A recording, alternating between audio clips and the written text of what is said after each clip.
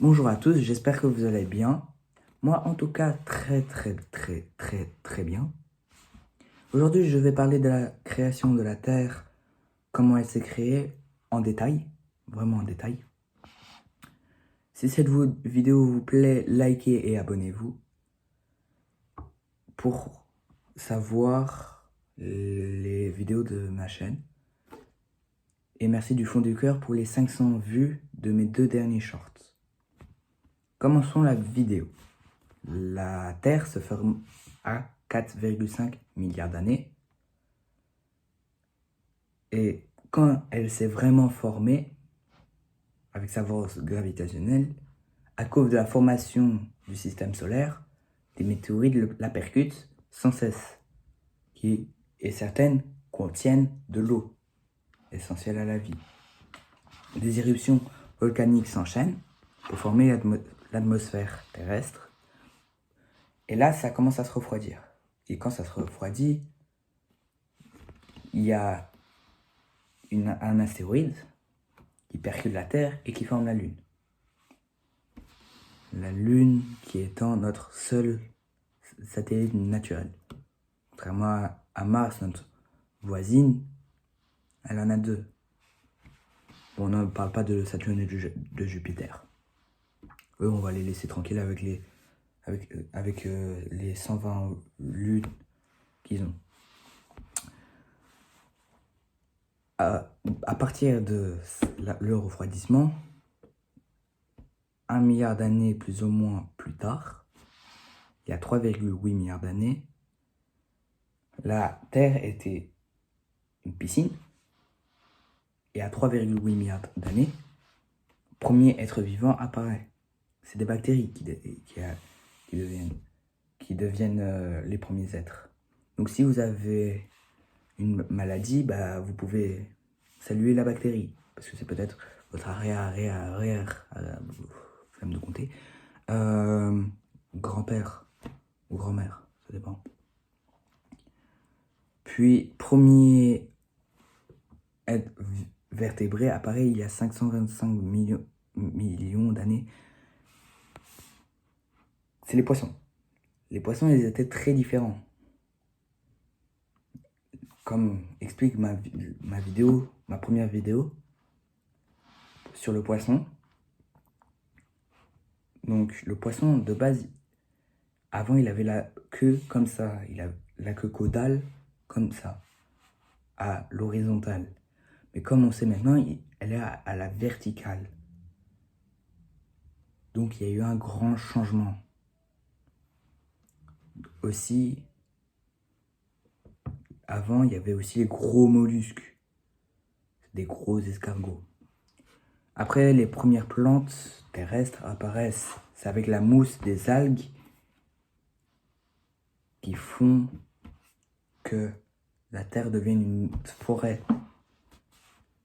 Et il y avait aussi beaucoup plus d'oxygène grâce aux forêts. Avant, il y avait 31% d'oxygène dans l'air, contrairement à maintenant, qui en a que 21%. C'est très peu. Tout le reste, c'est de l'azote et autres gaz. Bref, après, il y a la première extinction de masse qui arrive. Il y a 445 millions d'années. Et la quasi-totalité des espèces meurent. Bon, 85%, mais on est proche de la totalité. À cause d'une chose que toutes les espèces pouvant survivre, sauf eux, 60 mètres d'eau a été enlevé. Juste 60 mètres. Donc c'est passé de ça à ça. Et ils sont tous morts quasi. Donc c'est vraiment des choses ridicules qui peuvent faire éteindre des centaines d'espèces. Après, les premiers animaux terrestres apparaissent il y a 430 millions d'années. Il y a 430 millions d'années, c'est des petits scarabées, des crabes, etc. Après, les premiers vertébrés apparaissent il y a 375 millions d'années. Mais bon, c'est des rats. Des petits rats. Puis, deuxième extinction de masse, 370 millions d'années. Bon, elle est moins puissante, 75% des espèces. Bon, c'est plus que la moitié, certes, mais c'est quand même fort. À cause d'une succession d'événements, comme des éruptions volcaniques ou une glaciation. Donc ça devient une banquise. Bon, les animaux terrestres, eux, ils s'en fichent. C'est que l'eau qui est concernée. Après, il y a la formation de la Pangée, qui est le supercontinent des dinosaures.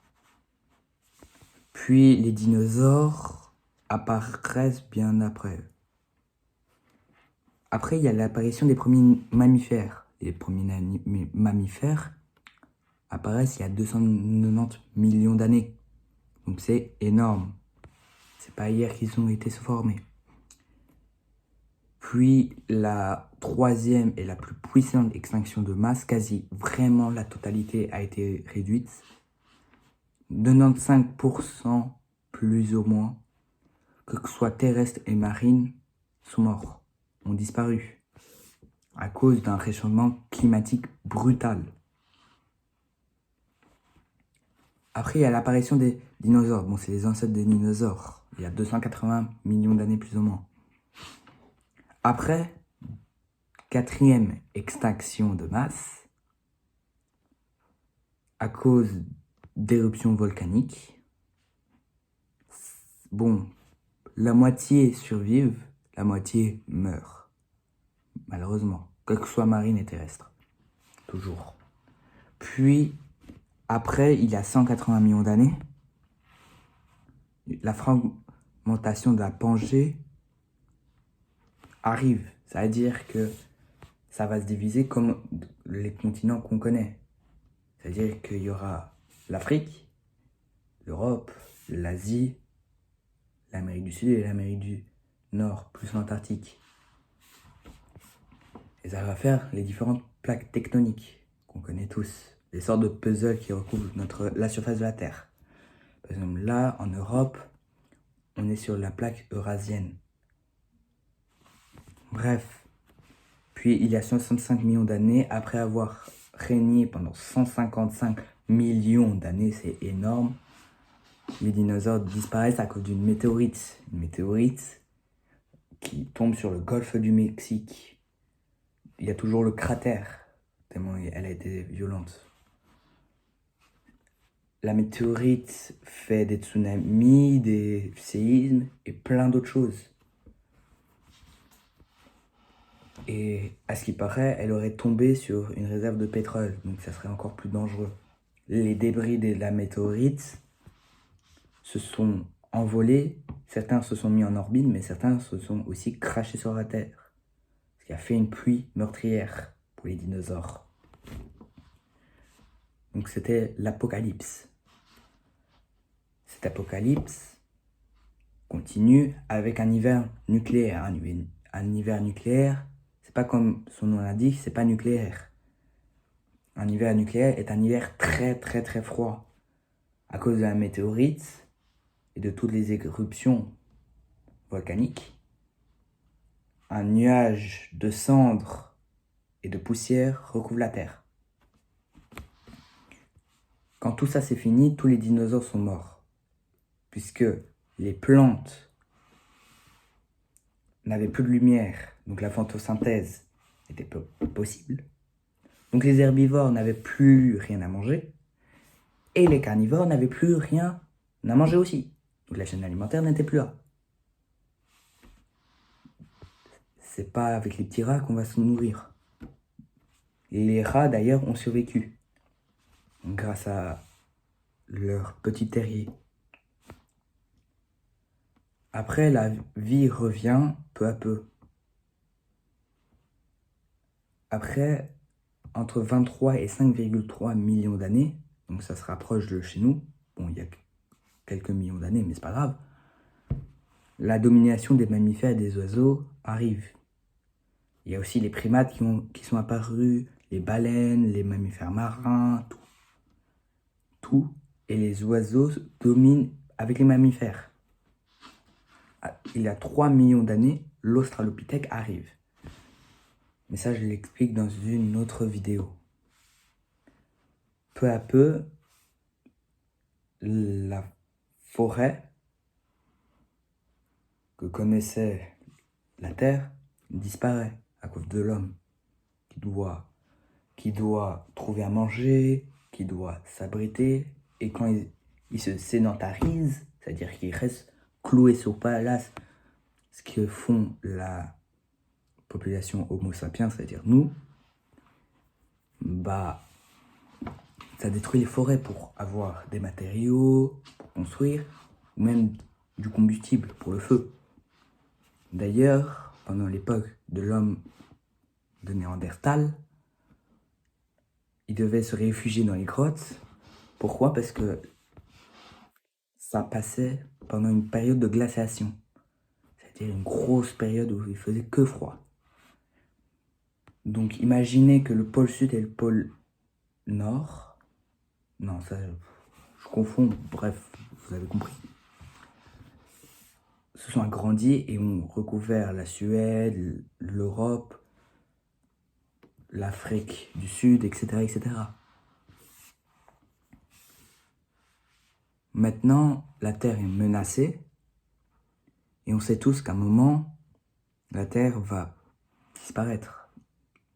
Soit dans 5 milliards d'années, à cause du Soleil qui va cesser de produire de la chaleur et de la lumière, parce qu'elle aurait brûlé toutes ses réserves. Bon, c'est dans longtemps. Ou bien à cause de nous-mêmes. Bref, j'espère que cette vidéo vous a plu. Moi, en tout cas, ça m'a très plu de vous parler, parce que ça fait très longtemps. Et je vous dis bien au revoir et à une prochaine vidéo. Bye.